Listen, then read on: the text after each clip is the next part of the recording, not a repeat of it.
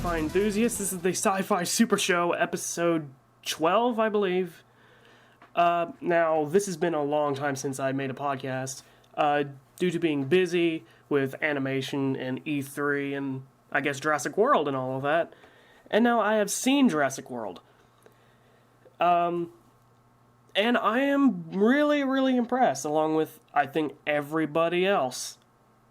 So, and this video might be uploaded a few days, if not a week, after I record it, due to E3. So, without further ado, here's my genuine reaction to this movie. It was good, and that is it. It was only good. You could persuade me to think it's great, but there are some major things that really stuck out to me that made it not great. That being, and I'm sure this is on everybody's mind when it comes to stuff like this, but the overuse of CG. Now, for Jurassic Park, I love the use of CG. It brings it to life in a way that none of us could imagine. And this was shown in 1993. But this movie... But Jurassic Park also had its fair share of animatronics, and I'm looking at this movie, and it barely has any animatronics from what I've seen, or at least it was painted over with CG. It's just like The Thing from 2011, The Thing prequel. They made animatronics, but then they painted over it. It's... One animatronic, I swear, was animatronic, was... Oh, before I continue... This podcast will contain massive spoilers of the movie. So if you don't want to hear any spoilers for the movie, or if you haven't seen it yet, don't listen. Please. I'm just expressing my opinion from what I saw, and it will contain spoilers. That's fair. So the only real animatronic I saw was when the Apatosaurus was like dead on the ground. That I could tell was an animatronic. It wasn't a very good animatronic because it looked like a theme park animatronic. It's bad. And the second one was the raptors when all you saw was their heads through the cage when Chris Pratt was petting them, quote unquote. And again, painted over with CGI too much. And I could barely tell it was an animatronic. I just thought it was CG the entire time.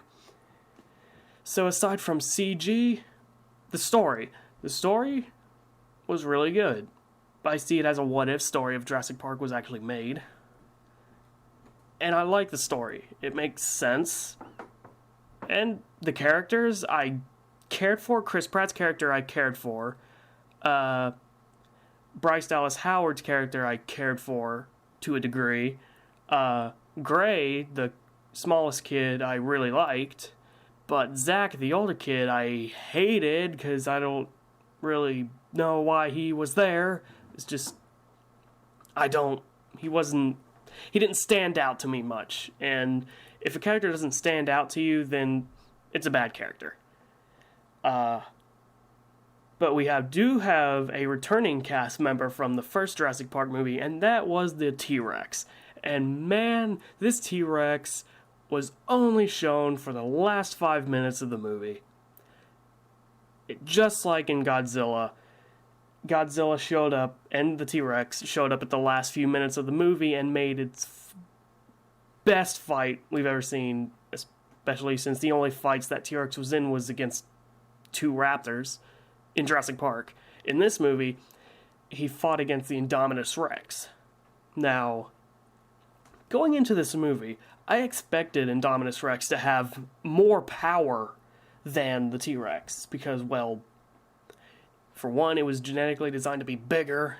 It actually had, like, really long claws, longer than freaking Spinosaurus, and I think bigger, and 4 fingers, so it can grab stuff and throw it and freaking choke something to death like a T-Rex, but,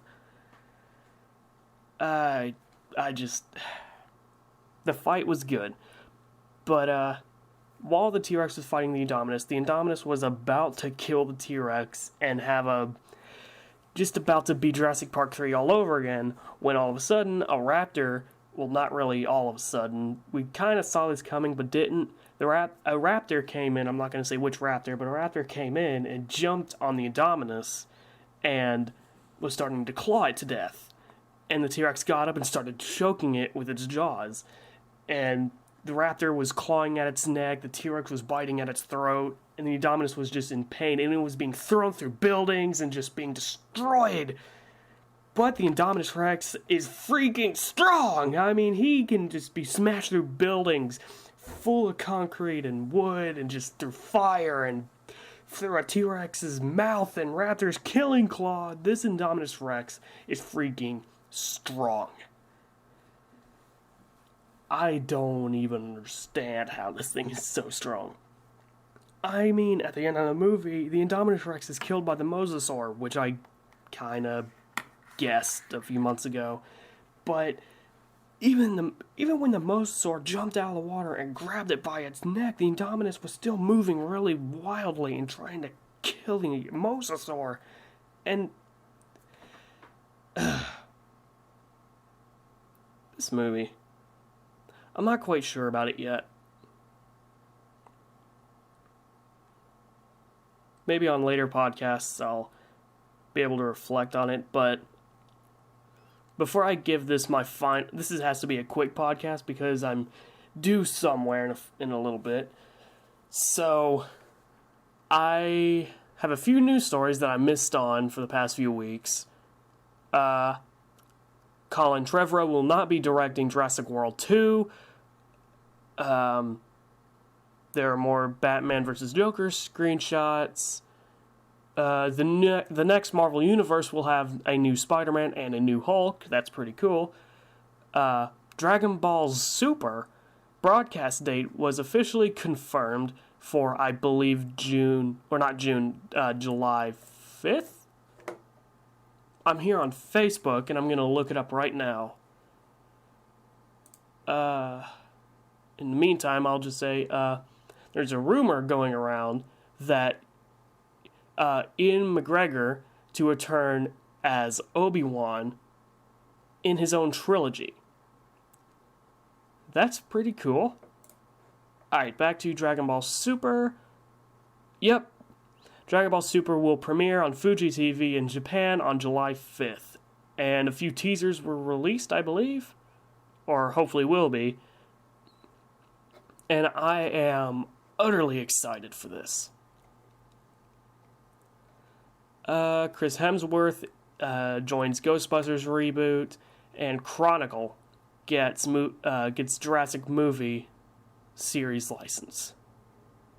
Not sure what that means quite yet, but the biggest story here that I missed was Japan has actually made Godzilla an official citizen. Godzilla is an honorary citizen of Japan. That's me clapping. Way to go, Godzilla. After so many freaking years of destroying it, Japan decides to, you know what, we should make this guy citizen. Maybe he'll stop destroying us. Just wait till 2016. Alright, so those are just a few headliners of some of the topics I would have talked about on previous podcasts, but again, I lost track of time. There's just a lot of things going around. I've been busy. I'm sorry if I've seemed dead, but I'm not, trust me. But yeah, Jurassic World, better, much, much better than The Lost World and Jurassic Park 3. I mean, completely better than both of those combined. But not nearly as good as Jurassic Park. And I guess that's what disappointed me the most. I know it doesn't seem right, but it's just a problem of mine. So, the thing is that, and this was a fantastic movie, and in just a few days, this has been the highest grossing movie ever, breaking so many records. I believe it's like 518.8 million in just a few days. That's unbelievable. It broke box office records, that's for damn sure. So, I'm going to see it again, absolutely. I am excited to see it again, and this is probably the last podcast where I will be talking about the Jurassic World lineup. And I am grateful for that, because I am tired of talking about it. I want to start talking about Godzilla, and Alien, and Predator. Yes. So, without any further distractions, I guess, or just distractions, I don't know why I said that. Alright, so, the grade I give this. I give Jurassic World 9 out of 10 sickle-shaped raptor claws out of 10. 9 out of 10. And that's a fantastic score. I love this movie. It's just, its only downside, it's not as good as Jurassic Park. And I went into the theater believing that. Of course, this is just an early reaction, so I can't really express my full opinion on this movie. Also because I'm short on time and I only have a few minutes to record this. So, I guess just wait till next week and I'll talk a lot more about maybe some of these topics I've mentioned earlier and some new topics. And hopefully not Jurassic World. So, I will see you next time on episode 13. And that is all. Have a nice day.